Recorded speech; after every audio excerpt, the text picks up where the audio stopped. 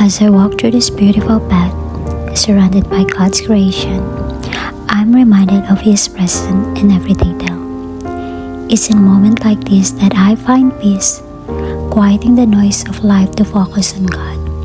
Spending time in nature helps me connect with Him, reflecting on His Word and feeling His peace.